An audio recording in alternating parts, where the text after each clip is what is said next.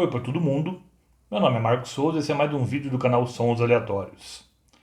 Hoje eu trago aqui a trilha sonora de um especial infantil produzido aí pela Rede Globo no início da década de 80, baseado nos poemas do Vinícius de Moraes, famoso poeta brasileiro, poeta diplomata e tudo mais, chamado A Arca de Noé. Então, esse que eu tenho a falar sobre isso é o seguinte: eu me considero assim privilegiado de ter sido criança numa época em que se produziam produzia música infantil inteligente e de qualidade. É incrível como a música infantil degringolou depois, mais ou menos aí meados da década de 80 para frente. Então esses vários especiais da Globo, da Rede Globo ali no começo da década de 80, traziam ótimas músicas, porém feitas para o público infantil, mas com compositores e cantores de primeira linha. É o que a gente tem aqui na Arca de Noé. Então aqui esse especial foi produzido, foi exibido pela TV Globo no dia 10 de outubro de 1980. E infelizmente o Vinícius de Moraes não viveu para assistir a esse programa. Ele morreu no mesmo ano, em julho, e infelizmente ele não conseguiu, como eu falei, assistir esse programa, mas ele determinou quais seriam os cantores para cada uma das canções. Ele escolheu a dedo mesmo. E o programa saiu aí graças aos esforços do Toquinho, grande parceiro do Vinícius, na música, ao produtor musical Fernando Faro, desculpa, Rodrigo Faro, não, Fernando Faro, e ao maestro e arranjador Rogério Duprá, que foi o arranjador aqui dessa trilha. Então, esse especial acabou rendendo uma trilha, que é essa daqui. Aqui tá o encarte, meu tá com os dentinhos quebrados ali da cá. Tá aqui. Mas vamos pegar aqui a capa para valer mesmo. Essa daqui.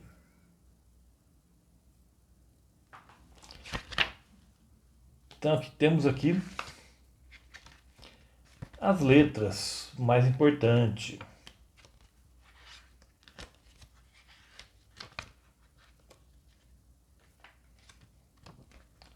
E alguns desenhos aqui também.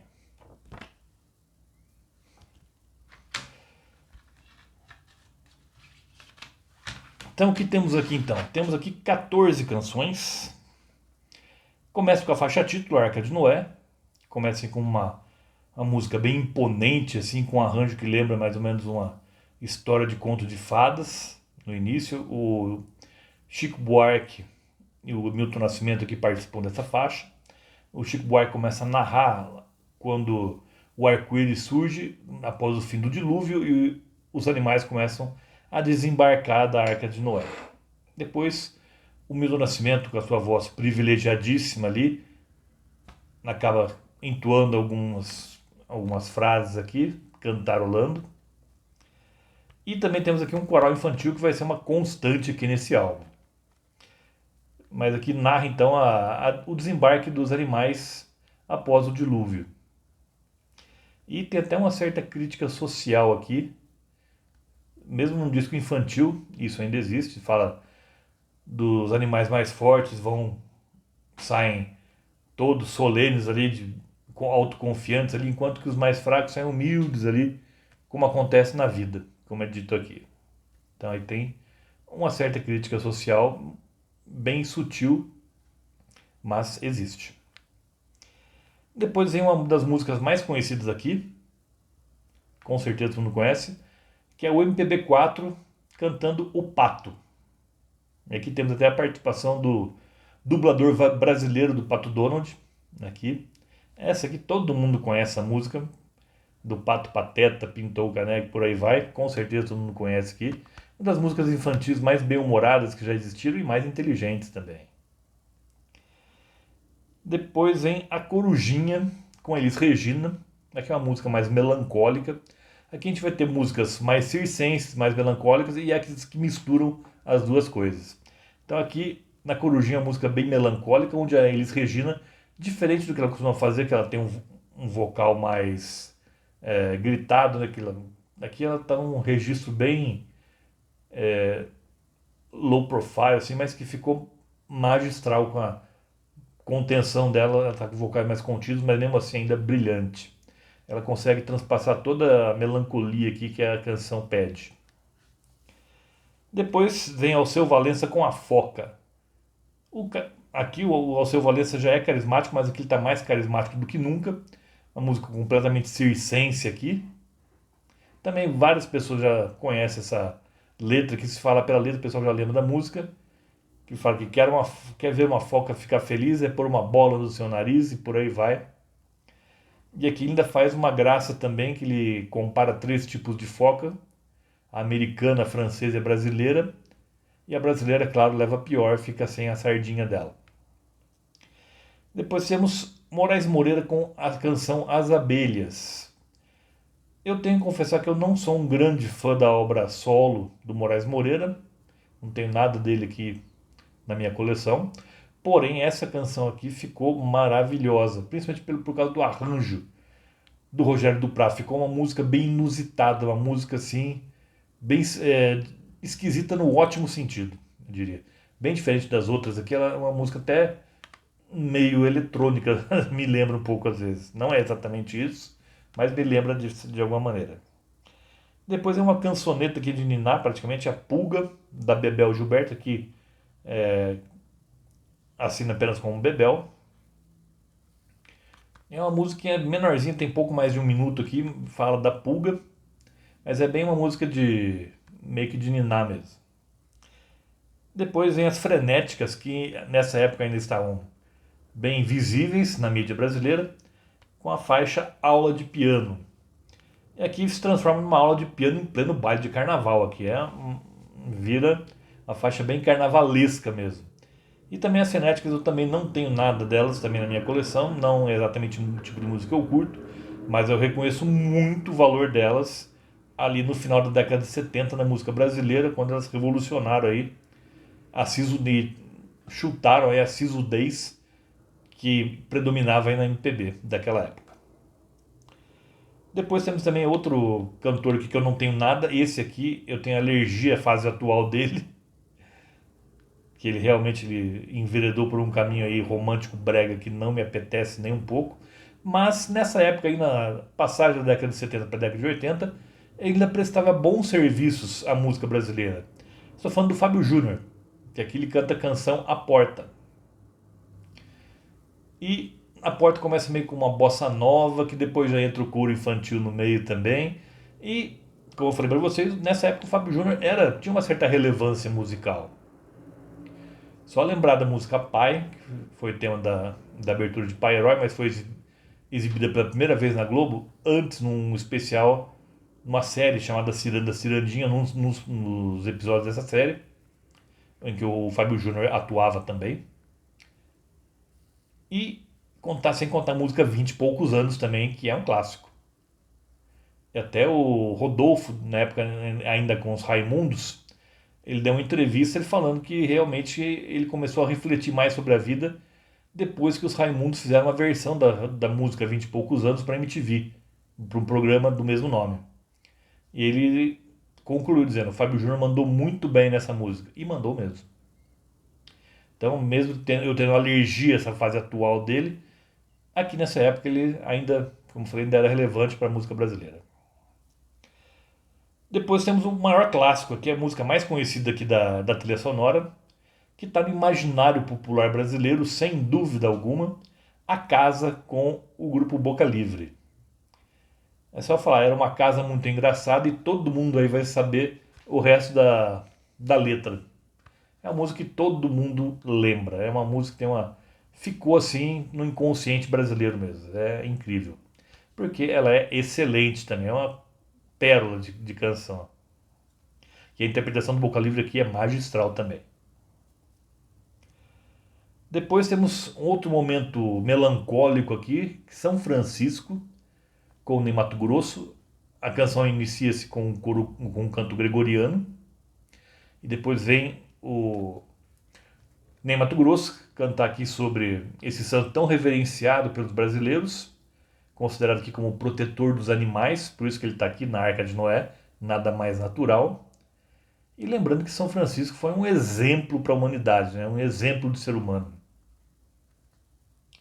E aqui a interpretação do Ney Matogrosso me lembra algo da Elis Regina também, da Corujinha, porque geralmente ele tem apresentações, ele costuma empregar um vocal mais tonitruante, assim, mais poderoso. Aqui ele está num registro também bem comedido também e que ficou incrível. Então, Ney Matogrosso tem um talento inquestionável e aqui ele mostra que ele é versátil, acima de tudo.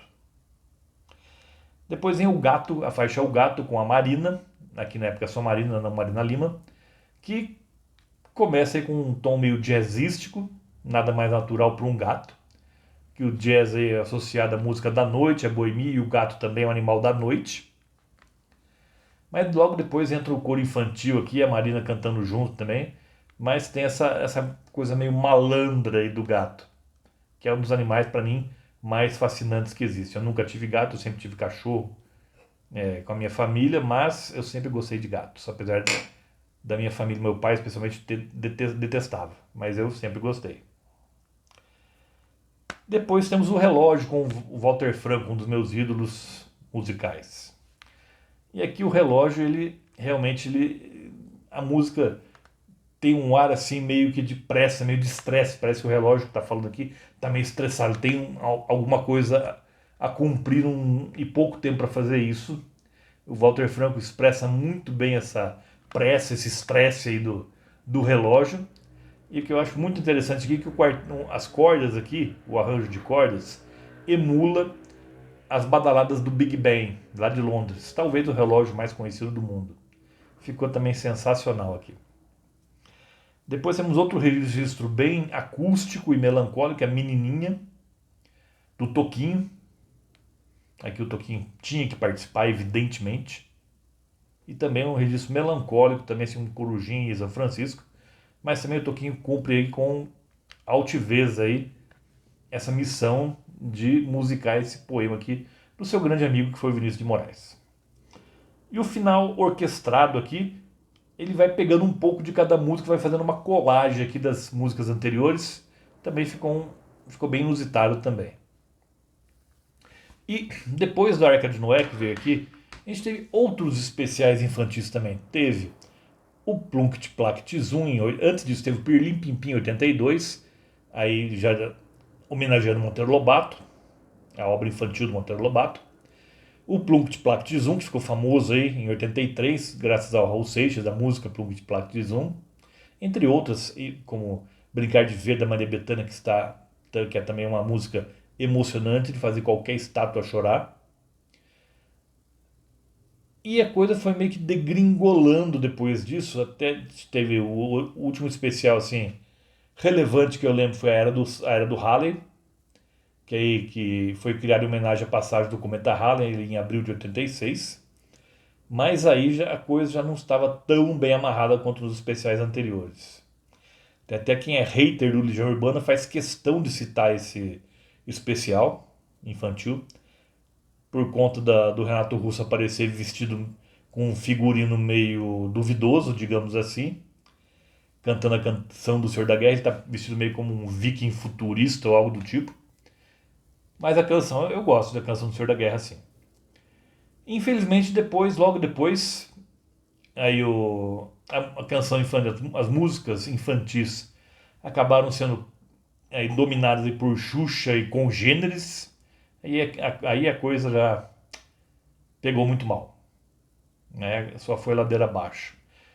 Entre o Arca de Noé e os demais, entre o Perlim, depois do Perlim Pimpim e mais ou menos contemporâneo ao Plunct Plact Zum, teve o Balão Mágico também, evidentemente, que também lançou discos, que era eficiente para o público infantil geralmente, mas não eram canções feitas para banda mesmo, eles geralmente pegavam versões de músicas que já existiam, diferente dos especiais que as músicas eram compostas especialmente para eles. Então, novamente, eu quero deixar bem claro aqui que eu me sinto privilegiado por ter sido criança na época em que esse álbum aqui, a trilha sonora desse especial, foi lançada. E lembro vocês, toda terça-feira tem vídeo novo aqui no canal. Por hoje eu fico por aqui. Vejo vocês na próxima terça-feira. Até lá.